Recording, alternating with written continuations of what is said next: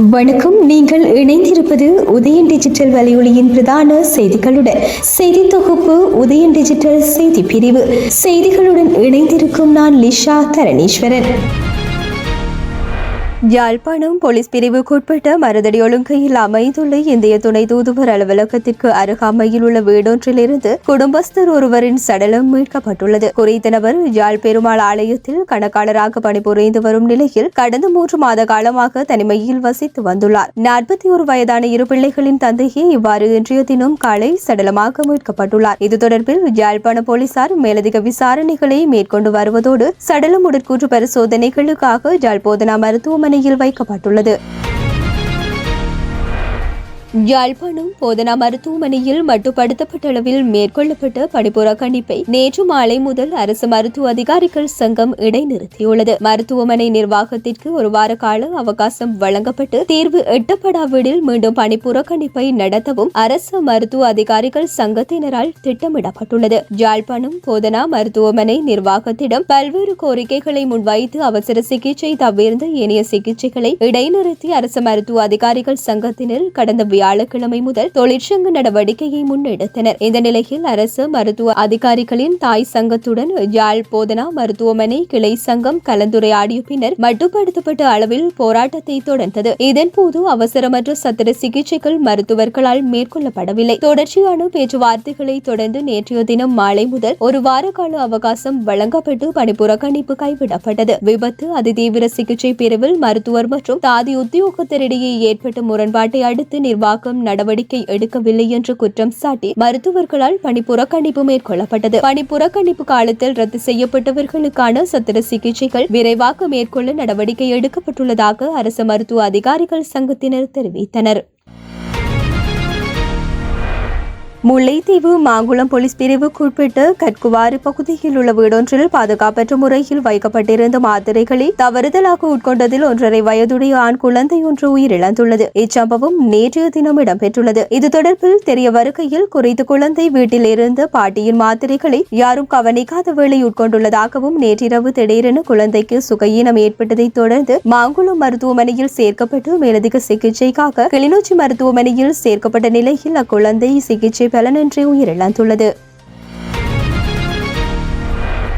வடக்கில் இந்தியாவை மீறி எந்த ஒரு நாட்டின் தலையீட்டையும் நாங்கள் அனுமதிக்க மாட்டோம் என நாடாளுமன்ற உறுப்பினர் செல்வம் அடைக்கலநாதன் தெரிவித்துள்ளார். சீனா வடக்கிலே என்ன அர்த்தத்தோடு மீனவர்களை நாடுகின்றது எனவும் அவர் கேள்வி எழுப்பியிருந்தார். இன்றைய தினம் நாடாளுமன்றத்தில் உரையாற்றும் போதே அவர் இவ்வாறு தெரிவித்தார். கடந்த கால அரசாங்கங்கள் செய்கின்ற தவறுகளை சுட்டிக்காட்டும் நிலைமை இருக்காமல் உங்களை நம்பி மக்கள் வாக்களித்துள்ளார்கள் என்பதை கவனத்தில் எடுத்துக் கொள்ள வேண்டும் எனவும் வடக்கு கரையோர பகுதிகளில் மீனவ சமூகம் தான் அதிகளவில் வாழ்ந்து வருகின்றது.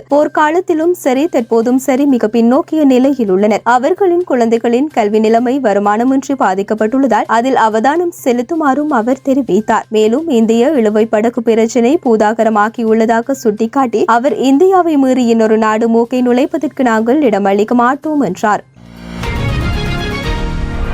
கல்வி பொது தராதர சாதாரணதர பரீட்சைக்கு தோற்றவுள்ள மாணவர்களின் அனுமதி அட்டைகள் தபால் மூலம் அனுப்பி வைக்கப்பட்டுள்ளதாக பரீட்சைகள் திணைக்களம் தெரிவித்துள்ளது. பாடசாலை விண்ணப்பதாரர்களின் பரீட்சை அனுமதி அட்டைகள் அதிபர்களுக்கும் தனியார் விண்ணப்பதாரர்களின் அனுமதி அட்டைகள் அவர்களின் முகவரிகளுக்கும் அனுப்பி வைக்கப்பட்டுள்ளதாக பரீட்சைகள் ஆணையாளர் நாயகம் அமித் ஜெயசுந்தர தெரிவித்துள்ளார். இது தொடர்பாக ஏதேனும் திருத்தங்கள் செய்ய வேண்டி ஏற்பட்டால் அதனை எதிர்வரும் 10ஆம் திகதிக்கு முன்னதாக ஆன்லைன் ஊடாக சமர்ப்பிப்பதற்கான வசதிகள் ஏற்படுத்தப்பட்டுள்ளதாக பரீட்சைகள் ஆணையாளர் நாயகம் குறிப்பிட்டார். இதற்கான வசதியினை www.dunets.lk என்ற இணையதளத்திற்கு பிரவேசிப்பதன் ஊடாக பெற்றுக்கொள்ள முடியும் எனவும் மாணவர்களுக்கான பரீட்சை அனுமதி அட்டைகளை விரைவாக வழங்குமாறு அதிபர்களுக்கு பரீட்சைகள் ஆணையாளர் நாயகம் அறிவுறுத்தியுள்ளார். மேலும் கல்வி பொது தராதர சாதாரணதர பரீட்சை எதிர்வரும் 17ஆம் திகதி முதல் 26ஆம் திகதி வரை 3663 பரீட்சை நிலையங்களில் நடைபெறவுள்ளதாகவும் இம்முறை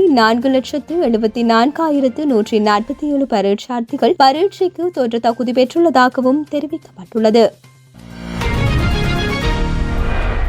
இலங்கை மின்சார சபை கடந்த ஜனவரி மாதம் நாட்டின் மின்சார கட்டணத்தை திருத்த நடவடிக்கை மேற்கொண்டுள்ளதாகவும் அந்த திருத்தத்துடன் மின்சாரம் உற்பத்தி செய்வதற்கான செலவு புதிய கட்டணத்தால் ஈடுகட்டப்படாது என்று சர்வதேச நாணய நிதியம் மதிப்பிட்டுள்ளதாக இலங்கைக்கான சர்வதேச நாணய நிதியத்தின் சார்பில் சிரேஷ்ட தூதுக்குழு பிரதானி பீட்டர் ப்ரூவர் தெரிவித்துள்ளார். எதிர்காலத்தை பார்க்கும் போது புதிய கட்டணத்தின் கீழ் இலங்கை மின்சார சபை எதிர்கொள்ளும் இழப்புகளை தடுக்க முடியாது என்பது தெளிவாகின்றது என்றும் அவர் இதன் விளைவாக இலங்கை மின்சார சபையின் கடன்கள் மீண்டும் குவியும் அபாயம் இருப்பதாகவும் அதனால் இலங்கை மின்சார சபை மீண்டும் அரசாங்கத்திற்கு சுமையாக மாறும் என்றார். இலங்கை மின்சார சபை அரசாங்கத்திற்கு எவ்வளவு சுமையாக இருக்கும் என்பது அனைவருக்கும் அனுபவம் உள்ளதால் வரவிருக்கும் மின்சார கட்டண திருத்தத்தில் செலவு ஈடுகட்டும் மின்சார விலையை மீண்டும் நிர்ணயிப்பது அவசியம் என்று அவர் சுட்டிக்காட்டினார். மேலும் இழப்புகளை ஏற்படுத்தாத வகையில் விலைகளை நிர்ணயிப்பதற்கான தானியங்கி வழிமுறைகள் ஏற்கனவே உள்ளதாகவும் அவை செயல்பட அனுமதிக்கப்பட வேண்டும் என்றும் தெரிவித்தார்.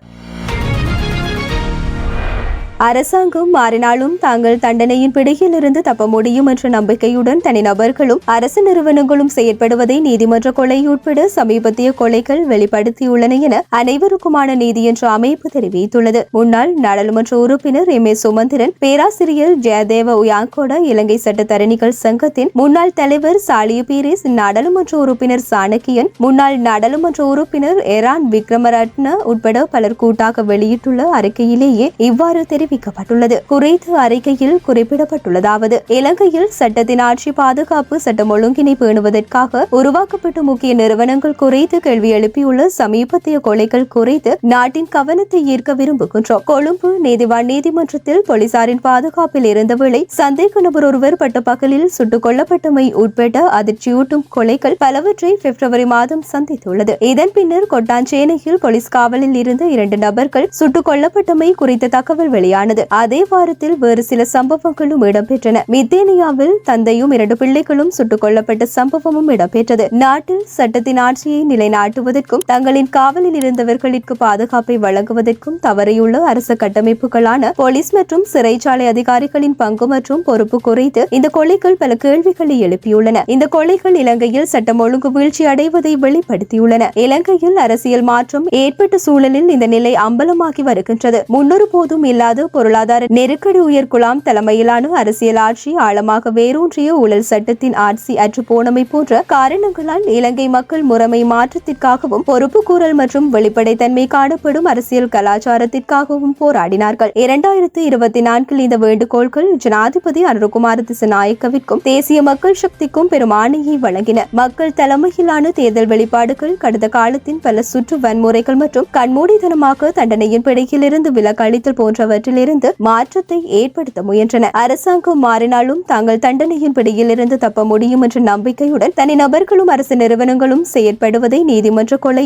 உட்பட சமீபத்திய கொலைகள் வெளிப்படுத்தியுள்ளன. சட்ட அமுலாக்கல் பிரிவின் சில அமைப்புகளின் மத்தியில் ஆழமாக வேரூன்றியுள்ள ஊழல் மற்றும் அதிகார துஷ்பிரயோகம் போன்றவை காரணமாக நீண்ட காலமாக சித்திரவதைகள் மற்றும் என்கவுண்டர்கள் போன்றவை இடம்பெற்றுள்ளன. இத்தகைய பின்னணியில் நாங்கள் அனைவரும் விழிப்புணர்வுடன் இருப்பதும் சட்ட அமுலாக்கல் அதிகாரிகள் அரசு அதிகாரத்தை துஷ்பிரயோகம் செய்வதை கண்டிப்பதும் விரைவான நடவடிக்கை மற்றும் பொறுப்பு கூறலை கோருவதும் எங்கள் அனைவரினதும் கடமையாகும். அரசு அதிகாரத்தை பயன்படுத்துபவர்கள் உட்பட இந்த வன்முறைகளுடன் தொடர்புடையவர்களுக்கு எதிராக உடனடி நடவடிக்கைகளை எடுக்கும் பொறுப்பு அரசாங்கத்திற்குள்ளது. பயங்கரவாத தடை சட்டம் மற்றும் அதுபோன்ற அசாதாரண போலீஸ் அதிகாரங்களை நம்பி அதிகாரத்தை துஷ்பிரயோகம் செய்வதற்கான வாய்ப்புகளை விரிவுபடுத்துவதில் சிக்கிக் கொள்ளாமல் இருப்பது அவசியம். ஒவ்வொரு சந்தர்ப்பங்கள் குறித்தும் பொதுமக்களிற்கு தெளிவான தொடர்ச்சியான தகவல்களை வழங்க வேண்டும். பொதுமக்களின் நம்பிக்கையை கட்டியெழுப்புவதற்கான தகவல்களை வழங்க வேண்டும். சட்டம் ஒழுங்கை நிலைநாட்டு, சட்டத்தின் ஆட்சியை நிலைநாட்டு தவறியமைக்கான பொறுப்பை அரசாங்கம் ஏற்க வேண்டும். தற்போதைய சூழமைவின் அடிப்படையில் இந்த சூழ்நிலை குறித்து அனைத்து மக்களும் அரசியல் முதிர்ச்சியுடன் எதிர்வினையாற்ற வேண்டும். அனைத்து அரசியல் தலைமைத்துவத்தையும் பொறுப்பு கூறலிற்கு உட்படுத்துவதில் பொதுமக்கள் பங்களிப்பு செய்ய முடியும். சட்டம் ஒழுங்கு அரசியல் தலையீடுகள் இல்லாமல் இயங்குவதை பொதுமக்கள் உறுதி செய்ய முடியும் எனவும் குறிப்பிடப்பட்டுள்ளது. இத்துடன் உதயன் டிஜிட்டல் வலையொலியின் இரவு நேர பிரதான செய்திகள் நிறைவடைகின்றன. தொடர்ந்தும் நாளை காலை நேர பிரதான செய்திகளுடன் இணைந்திருங்கள். வணக்கம்.